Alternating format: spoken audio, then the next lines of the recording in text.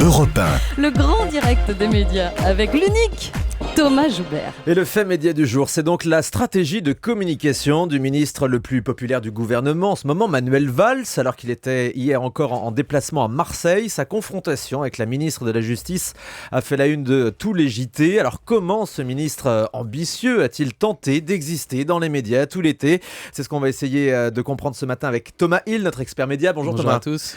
Manuel Valls, donc l'un des rares ministres à faire parler de lui, même pendant les vacances, même en ce jour férié du 15 août. Oui, parce que tous les autres sont plus ou moins en vacances depuis 2 semaines. Alors, pour donner aux Français l'impression qu'il y a toujours quelqu'un qui tient la boutique, le président et le Premier ministre se sont relayés. Le président a occupé le terrain médiatique la semaine dernière et puis il a laissé la place, il a laissé la garde de la France ce week-end au Premier ministre qui avait enfin une semaine pour exister. On dirait un concept de télé-réalité aussi. Une semaine pour exister. Mais c'était sans compter sur Manuel Valls. Mardi, la publication sur le site du Monde d'une lettre du ministre adressée au président lance la polémique. Il explique donc son désaccord complet avec la ministre de la Justice, Christiane Taubira, sur le projet de réforme pénale et il demande au président de trancher. Une lettre qui aurait dû rester normalement confidentielle mais qui a fuité sans que l'on sache exactement comment, mais les regards se tournent évidemment vers Manuel Valls. Beaucoup pensent qu'il a lui-même fait fuiter ce texte pour marquer sa différence et faire parler de lui au cœur de l'été. Et c'est franchement réussi puisqu'hier tous les médias en ont parlé. Ah oui, évidemment, c'est du pain béni pour la presse qui en demandait pas tant. Un match entre les deux poids lourds du gouvernement en cette période de vacances où, il faut bien le dire, l'actualité est beaucoup plus calme. C'est presque un soulagement pour tous les journalistes politiques.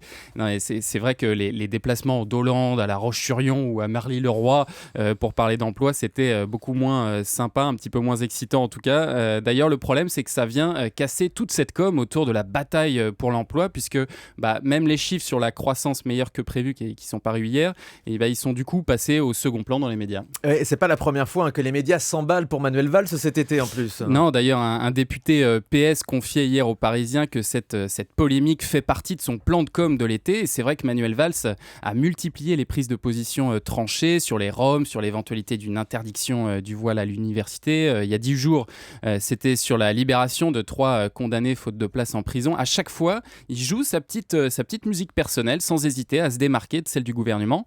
Et c'est vrai que c'est une stratégie médiatique qui fonctionne très bien puisque les journalistes sont toujours à l'affût des désaccords politiques.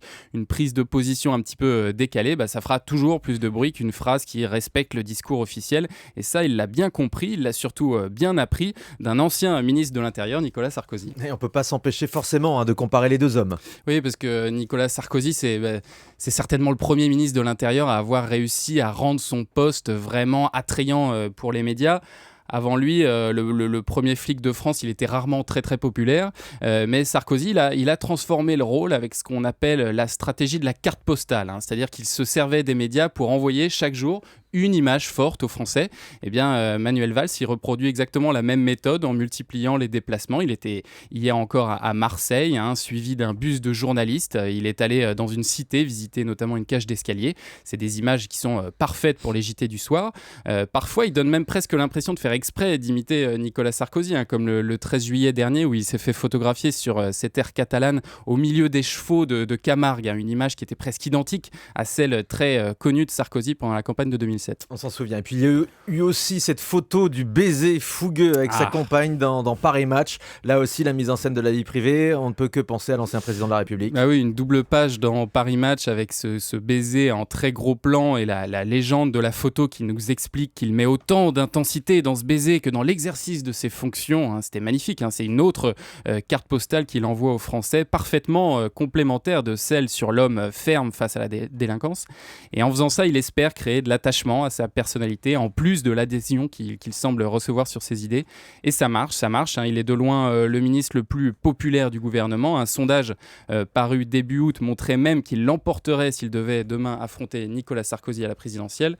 Preuve que l'élève est peut-être en train de dépasser le maître. Voilà donc ce qu'on pouvait dire sur la stratégie de communication de Manuel Valls pendant ses vacances et même en ce jour férié le 15 août où le ministre de l'Intérieur arrive à exister dans les médias et les médias suivent en suivant ses moindres faits et gestes. Merci beaucoup Thomas Hill.